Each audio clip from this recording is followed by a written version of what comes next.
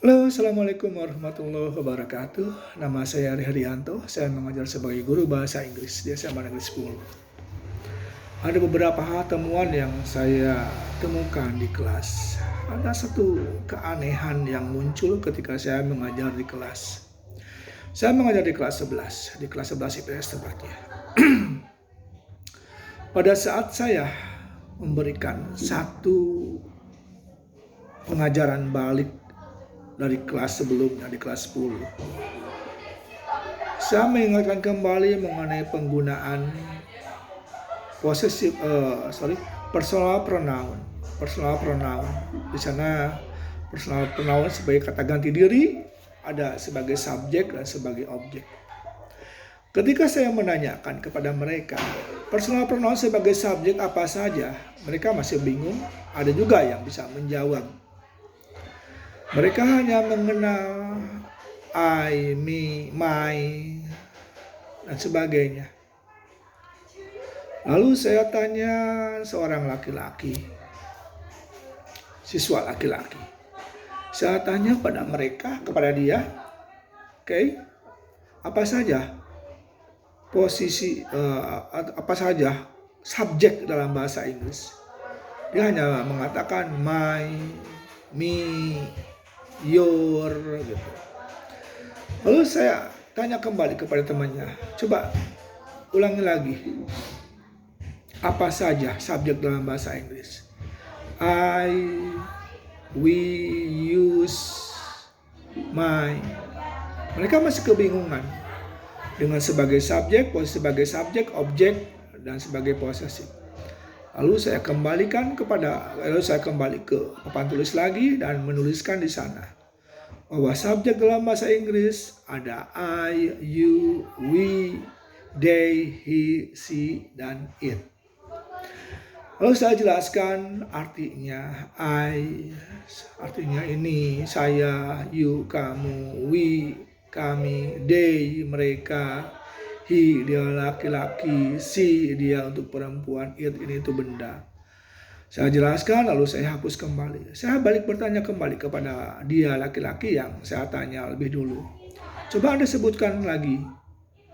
Nah, ini karena mungkin ada sedikit kurang fokus belajar, sehingga ketika saya tanya apa saja subjek dalam bahasa Inggris, I, you, lupa lagi. Nah, lalu saya tanya di sebelahnya, dia menjawab hampir betul I, you, we, they, he, us. Nah, itu. Nah, di sini ada satu lost kontak fokus gitu ya. Lalu saya lebih dekati lagi untuk yang pertama menjawab sambil agak melotot. Nah, ketika dipelototi ternyata dia bisa fokus sehingga bisa menjawab dari semua subjek yang saya berikan.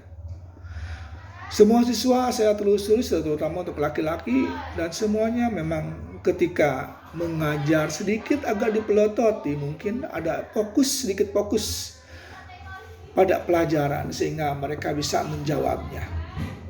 Jadi pada saat itu mungkin sebagai solusi dalam bahasa Inggris memang ada satu main-main, ada satu sedikit pendekatan yang memang harus agak keras untuk bisa menjamin anak bisa fokus belajar. Dan terbukti mereka yang asalnya gagap atau kurang percaya diri, ketika saya lebih dekati dia dengan sedikit mungkin agak dengan sedikit bahasa atau bahasa fisik yang seperti mau dan mereka menjadi fokus. Nah, dalam hal ini saya melihat memang fokus terutama atau fokus kepada belajar itu pada siswa memang tidak bisa, memang beraneka ragam. Ada siswa yang mau diajak lunak, ada yang memang siswa yang mau dibawa tegas. Yang akhirnya saya lihat di kelas IPS itu ternyata harus dibawa tegas, terutama untuk laki-laki. Jadi kita seperti mengajar lugas dan tegas. Jadi seperti mengajak main-main tapi dibawa tegas, mereka bisa concern. Yang akhirnya saya dapatkan semua materi yang saya berikan atau galian materi yang saya dahulu berikan itu semuanya bisa terjawab dari subjek menjadi objek sampai mereka ke depan pun mereka siap dan akhirnya mereka semua bisa. Nah, di sini permasalahan ternyata bahwa mengajar itu tidak boleh terlalu lunak, tapi kita bisa sedikit tegas, lugas, dan memang mereka bisa memahami dan mereka bisa mengetahui apa itu belajar fokus. Itu saja mungkin. Terima kasih. Assalamualaikum warahmatullahi wabarakatuh.